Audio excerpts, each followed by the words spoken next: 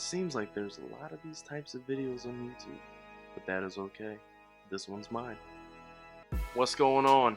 I've been trying to make this video for weeks and weeks and weeks. It never turns out the way I want it. Sometimes I shoot it late at night, it comes out wrong. Sometimes I have nice lighting, then the lighting kind of get cloudy. So, you know what? I'm gonna push on through. So what's in my camera bag? These are just items that I carry every day, literally every day. I bring my camera bag with me. If I want to take a picture or if I want to make a video, which I have a lot of videos on my computer that I just never finished. So first things first is my camera bag. It's a simple camera bag made by Canon. I bought this at Best Buy. I price matched it to about 40 bucks. You know what? It's simple, it's functional, and it's actually kind of comfortable. So now, cameras. This bad boy right here is my first DSLR. It's a Rebel XSi. I bought this in 2008 for about 850 bucks, I think it was.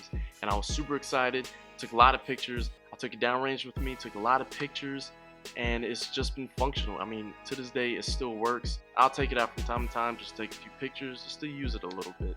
But it's mainly sitting here for nostalgia purposes. So next camera I bought was a T5i with the 18 and 135mm. I bought this camera so I could get into video. I was pretty impressed with the T3i. One of my friends had one, I tried it out, and I had every intention to buy one at Best Buy. I didn't know how old the T3i was. They had the T5i, I picked it up, super impressed. Quiet autofocusing with that step motor in the lens. Completely impressed. So the next camera that I was going to get was just another T5i. I wanted a secondary shooter for this wedding we were doing. I went to Best Buy. They had a 70D sitting there. Now when I picked up my T5i, all they had was a 60D. They didn't even carry the 70D in yet. I checked it out. I did some research. I ended up buying it with an 18 and 135 lens. So then I had two of them, which is cool with me because I love the lens. So I picked this up to be my secondary shooter, ended up being my main shooter. And to this day, this is what I use. I used it for a couple videos so far. The wedding we shot, the T5i just kind of sat on the back burner during the wedding, but the T5i was my main shooter for most of my videos that are posted on this channel. So now lenses. Obviously the first lens that I had was the 18-55 kit lens that came with my Rebel XSi. A couple months later, I did buy a 55-250 off of Amazon, which I used maybe 10 times. I took it to Paris with me, took a long distance shot of the Eiffel Tower, didn't like it, and just never used it again. Eventually ended up trading it for something else. The next lens I bought when I was downrange. I had a little bit of money, and I didn't know I wanted a 50mm lens. So I splurged a little bit and bought the 1.4 instead of the 1.8. And this thing is a beast. I bought this in 2009 and it still works flawlessly. The only issue that I had with it was the focusing. There's a ring inside that was a little bit bent, easy to fix. I put it on a flat surface, pushed it down a little bit, flattened it out, works perfect again. This is what I shot my first video with, strictly with this lens, and it's amazing. I still use this to this day. Now the next lens, I didn't need, I just wanted it. I wanted a 24-70. One of my friends had a 24-70 Nikon, and I fell in love with that lens. So I wanted to get one, but the Canon one was just way too expensive. I wanted it for video. I need something with vibration control or image stabilization, and the only one that I found was the Tamron. The Tamron is amazing. This is an amazing lens. I bought this for $800 used on Amazon, which it was not used. The little film covering this window was still on there. No scratches, nothing wrong with the lens. It's like the person bought it full price, used it maybe once or twice, and then just let it sit in somewhere. Perfect. It was perfect. This lens, it was flawless when I first got it, and I used it for a few videos. Some of them I didn't post on YouTube, but I have used this. I mainly keep this on my T5i just in case I want to take some pictures every now and then, but I do love this lens. It's a beast and it's kind of heavy. It makes it feel kind of legit. So the latest lens that I got is the 10-18mm. I had this lens a year ago. Okay, I bought it from Best Buy just to try it out. There's a shot that I wanted to get during a wedding that I just never got, and I returned it, and then that was it. I never thought back. Now fast forward a year later, I'm looking into more videos like this, some vlogging here and there, and it's a perfect lens. I wish I would have kept this lens a year ago. It is amazing. I love how close I can get, how far I can get, how wide it is. I love it. And it's STM, so the autofocusing is nice and quiet. Definitely worth the money. I think it was $279 at Best Buy. Definitely worth the money. Definitely recommend it. Now let's talk about some audio. So for my audio, I needed a mic. The local camera shop a little bit up north from me, they don't sell name brand mics. The one I bought was for $100. I needed it. I think I had like 3 days to this wedding, and I realized I didn't have a mic. So I bought it. $99. It's made by Azden. I never heard of them before. Okay, never heard of them. I didn't know that the Best Buy closest to my parents' house in Jersey actually had Rode mics. If I would have known that, I would have picked up a Rode Video Mic Pro, because that is eventually what I ended up wanting, which I should have just researched and just bought early. But I kind of BS'd around, and it got closer to the wedding. I just bought a mic. So for the wedding, I needed a lav mic and something to record it with. The H1. I went to Best Buy to go pick this up. They had a deal where you get the H4n. I think it was maybe $80 off what it originally would cost together. And I couldn't pass up the deal. So I bought it. I have yet to use this because at the wedding, the DJ didn't even know what an XLR cable was. Don't ask. So for a lav mic, I picked up an Audio-Technica. I think this was maybe like $20 on Amazon. The little foam piece for the mic, the groom actually lost.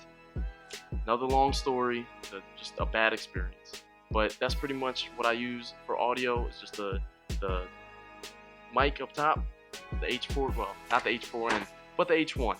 That's pretty much all I use, and a lav mic. So that's it for audio. Let's talk about some accessories now. So I got 2 tripods. One of them's in the background. I sometimes use it, I sometimes don't. If I need a steady shot, just like a static shot, I'll bring it with me and just use that. I got a cheaper one that I bought because I thought I lost that one.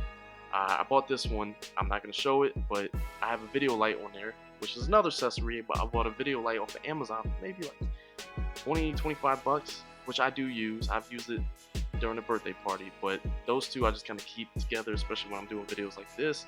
I could just shine it somewhere, just kind of like a filler light, and if it gets cloudy, I'll have enough light. So monopods. I got a Bento monopod with an S4 head. I got this when I got it in. One of the feet would not stay. It was kind of worn out, and it came like this. So I emailed the company. I got emailed Bento, and I told them the problem. And they said, well, send it in and we'll send you a new one. Well, I told them, look, I have an emergency. I have a wedding to shoot in a couple of days. I can't risk not having the monopod. So I asked them, can they just send it? And if it gets here, I'll use it and just send the old one back. What can you do? Can you just send me the feet and I'll just send you the old feet back? They told me they couldn't do that. I'll just have to mail it in. But the option that they could do was give me, I think it was $80 back. So I pretty much bought this for 120 bucks. Love it, used it plenty of times. Definitely a must-have if you shoot video. Now the last pod that I got was the Gorilapod. It's a Joby Gorilapod. People are gonna say that's the KC Neistat setup with the 70D, the Gorilapod, the wide-angle lens, and the mic. But you know what? People complain about copying. It's not really copying. You just get influenced by everything. Plus, this setup right here, I've used before without the Gorilapod. I used with a monopod. That monopod I have right here. So people need to stop complaining about copying, because it's an old argument and we all get influences from everywhere. Not too much is original anymore. Like I said, it's just influence. So deal with it. Now I do have some studio lights there sitting in the bag. I got that from a friend. I do not have umbrellas. I do not have stands, and I just do not have space. So they just kind of sit there. A few of the videos that I made a couple months ago, I just kind of sat the light somewhere. It was at a different angle. That's why I was using that tripod right there. I just didn't like the look. It was just it did not look right. So I just kind of let them sit there. If I ever have space or if I get some stands, I probably will use them in the future. But right now, I just don't. Now to edit, I use Final Cut Pro. I mean, that's kind of like the norm. I use the MacBook Pro. It's 2011. Still has the SD card slot. It's old. I mean, it kind of struggles a little bit, but you know what? In the future, maybe I'll get me like an iMac. I really want that 5K iMac one day. But right now, that's what I use, and it works out for me. Also in my bag is just a bunch of batteries, extra batteries, chargers. I got some lens filters that I use sometimes. Got some filters for the camera, or the light. What am I talking about? Got some filters for the little camera light that I got, that I just barely ever use, but they're still in there just in case I need them. And some camera straps, which I just don't use at all. But it's all good. So that's all the equipment that I use for the videos that I make, for the pictures that I take, that one day I might post on YouTube, which I should. I should start getting consistent with videos. Maybe it's going to be a lot of talking because I do like to rant about stuff, and I might as well take advantage of that. I do like to rant. Might as well just post them on YouTube.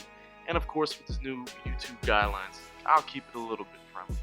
But other than that, I hope you guys like the video. If you do, like, subscribe, share it.